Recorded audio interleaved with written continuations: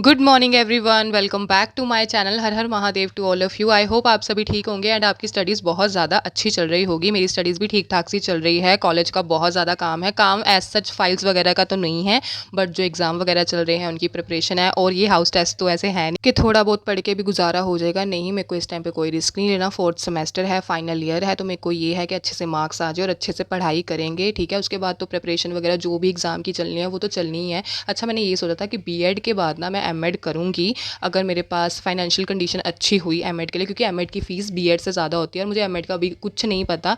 तो बट अब मैं सोच रही हूँ कि पता नहीं करूँ या नहीं करूँ, क्योंकि जॉब इंपॉर्टेंट है। ठीक है, प्रिपरेशन ज़्यादा इंपॉर्टेंट है। अगर प्रिपरेशन नहीं होगी, जैसे कि आप अभी देख सकते हो मेरे व्लॉग से आपको पता लग गया होगा कि कैसे मेरी प्रिपरेशन चल रही है। बीच में बीएड का इतना काम आ जाता है कि ऐसा लगता है कि नहीं मैनेज हो रहा, बट मैनेज करना भी इंपॉर्टेंट है। फिर घर का काम है, बहुत सारी चीज़ें हैं जो एक साथ चलती हैं। तो उस बीच ये सब सोचना है और मैं सोच रही हूँ थोड़ा सा ब्रेक ले लेती हूँ, पहले कुछ जॉब लें। और क्या पता ना कितना टाइम लगता है। और डीआई सुबह सुबह ही मैं सॉल्व कर लेती हूँ। डीआई एंड पैराग्राफ कोई एक दिन ऐसा ही होगा जो मैंने डीआई और पैराग्राफ नहीं किया होगा, और रोज़ की रोज़ मैंने डीआई भी प्रैक्टिस किया है, पैराग्राफ भी प्रैक्टिस की है। मेरे को ये है इसमें तो 10 नंबर नहीं जाने चाहिए, मतलब 10 क्वेश्चन नहीं गलत होने चाहिए, और 10 में से अगर 8 क्वेश्चन भी ठीक हुए तो वेल एंड गुड है। तो इसकी प्रैक्टिस मैंने की है। जितना अच्छा मेरे से पढ़ाई हो सकती है उतनी तो मैंने पढ़ाई की है। बाकी एक ह्यूमन बॉडी है, थकती भी हूँ, काफ़ी काम होते हैं, तो उस अकॉर्डिंग मैंने ये बिल्कुल नहीं सोचा कि नहीं इस बार क्रैक करना ही है। ठीक है, आप हमेशा ना ये सोचते हो कि मैं हर बार हर वीडियो में ये बोलती हूँ कि इस बार क्रैक नहीं करना, तो फिर मैं पढ़ाई क्यों कर रही हूँ, फिर मैं व्लॉग्स क्यों बना रही हूँ। देखो ये ना ऐसा नहीं है कि ये रियलिटी सिर्फ मेरी है। कितने लोग ऐसे हैं जो कि पढ़ना चाहते हैं, ठीक है, जिनको ये होता है कि हम तैयारी स्टार्ट करें, किसी को देख के मोटिवेट हों, घर के काम के साथ भी प्रिपरेशन हो सकती है। एंड काफ़ी सारे ऐसे क्वेश्चंस हैं जो हर किसी की स्टोरी है, हर किसी का स्ट्रगल अलग है, और हमसे तो कहीं ना कहीं काफ़ी ज़्यादा हर किसी का स्ट्रगल है।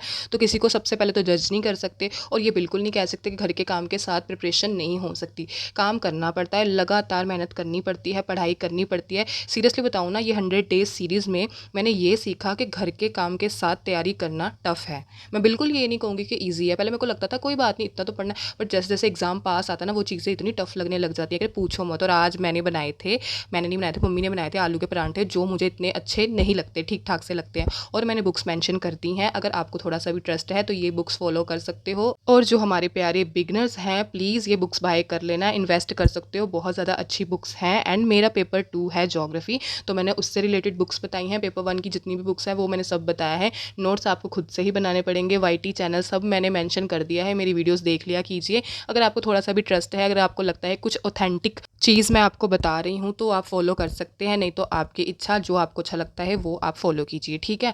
अच्छा, मैं आपको बता रही थी कि सबका स्ट्रगल अलग अलग ही होता है। तो हाँ, हम ऐसे कभी नहीं कह सकते घर के काम के साथ तैयारी हो सकती है और तैयारी नहीं भी हो सकती, बट देखो टफ तो रहता है। अगर मैं आपको अपना सिनेरियो बताऊँ ना, तो मेरी जॉइंट फैमिली है, जो कि मैं हमेशा से ये बताती आ रही हूँ कि मेरी जॉइंट फैमिली है। जॉइंट फैमिली में रह के पता क्या होता है, सबके अलग अलग कमरे होते हैं। जॉइंट फैमिली के हर एक कोने में ना एक अलग ही फैमिली स्टे कर रही होती है। वो अपने अकॉर्डिंग चलते हैं, हम अपने अकॉर्डिंग चलते हैं। जो हमारे थॉट्स हैं, कंडीशन है, हमारा रहना सहना है, way of living, way of standard जो भी है, वो हमेशा क्लैश करते हैं। अगर हम उनसे बोल दें ना कि प्लीज़ चुप कर जाओ, वॉइस ओवर करनी है। अच्छा, मैं वॉइस ओवर इसलिए बोल रही हूँ क्योंकि मेरे को ये प्रॉब्लम होती है। अगर मैं बोलती ना कि वॉइस ओवर करनी, प्लीज़ चुप हो जाओ, हम तो अपने पोर्शन में बैठे हैं, हम तो अपने रूम में बैठे हैं। ठीक है, अगर मैं कोई वर्ड गलत बोल रही हूँ तो उसके लिए सॉरी। ठीक है, तो ऐसे बोलते हैं। उसके बाद ये सब चीज़ें ऐसा लगता है ना कि कोई भी काम करना ना जॉइंट फैमिली में, मेरे को सच में ये लगता है कि बहुत इंपॉसिबल है। प्रीवेसी का कोई नामो निशान नहीं है। और बहुत सी ऐसी चीज़ें, जैसे मैं वॉइस ओवर कर रही हूँ ना, कोई बाथरूम में नहा रहा है तो वो सारी आवाज़, जब पानी ऐसे गिरता है तो वो आवाज़ें आ जाती हैं। ठीक है, अगर किसी ने पीछे से आवाज़ लगा दी तो जितनी हमने वॉइस ओवर किया ना वो सारी बेकार, क्योंकि वो दोबारा से बोलना पड़ता है। क्योंकि जब व्लॉग्स बनाते हैं तो कुछ चीज़ें होती हैं जो स्क्रिप्टेड होती हैं। अच्छा, मेरी कोई चीज़ स्क्रिप्टेड नहीं है, अभी कोई मैं ज़्यादा बड़ी व्लॉगर हूँ नहीं। ठीक है, तो जो जैसे डेली लाइफ है वो सब मैं आपको बता देती हूँ। तो ऐसी काफ़ी सारी सिचुएशंस हैं जिससे ऐसा लगता है कि यहाँ पे ना जॉइंट फैमिली में रह के, और अगर आपको प्रिवेसी नाम की कोई चीज़ नहीं है तो आप कोई चीज़ नहीं कर सकते, ऐसी सिचुएशन आती है। बट कर भी क्या सकते हैं, अगर रूम अपना है नहीं, अगर आपका इंडिविजुअल, तो क्या कर सकते हो। तो जो है जैसा है उसमें ही सर्वाइव करना होता है। तो ये चीज़ मैंने 100 डेज़ में सीखी कि यहाँ पे रह के पढ़ाई करना ना बहुत टफ है।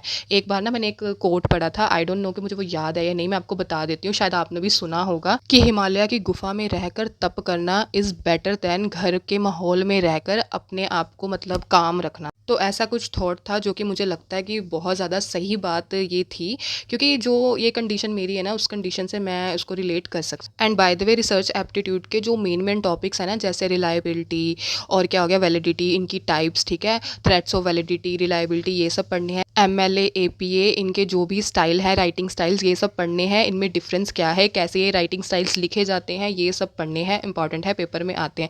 मैंने आपको बताया था पेपर 1 का एनालिसिस तो मैंने किया है, पेपर 2 ही सच में मैं टच नहीं कर पाई। और मेरे को ऐसा नहीं है कि मतलब दुःख है मेरे को, ऑफ कोर्स पेपर 2 में टच नहीं कर पाई, बट जितना पढ़ा जाएगा ना पढ़ूंगी। मैंने ये बिल्कुल नहीं सोचना कि पता नहीं क्या होगा, कोई बात नहीं, स्ट्रेस नहीं लेना सबसे बड़ी बात है। अगर आपका भी ऐसा हो ना कि अगर अभी तक आपने कुछ नहीं पढ़ा या फिर दिसंबर वाला जो आएगा यूजीसी नेट, ठीक है, उसको टारगेट कर रहे हो, तो अभी से पढ़ना शुरू कर दो। देखो 1 महीने पहले कोई टाइम नहीं मिलता, और अगर आप भी ऐसे घर पे आपको बहुत ज़्यादा काम होता है, आप हाउस वाइफ हैं, मैरिड हैं, या आपको ज़्यादा काम है, जॉब करते हो, तो भाई अभी से पढ़ना शुरू कर दो, क्योंकि 1-2 महीने पहले कुछ नहीं होता, सिर्फ प्रैक्टिस की जाती है पेपर की।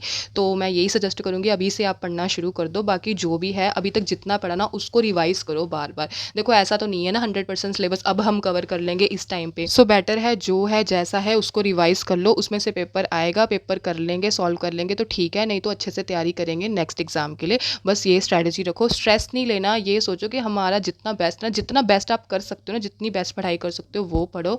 आई होप आपको आज का व्लॉग अच्छा लगा होगा, मेरी स्टडी रूटीन जो भी मैंने पढ़ाई डेफिनेटली अच्छी एंड प्रोडक्टिव लगी होगी। See you in the next vlog. Thank you, bye, good night.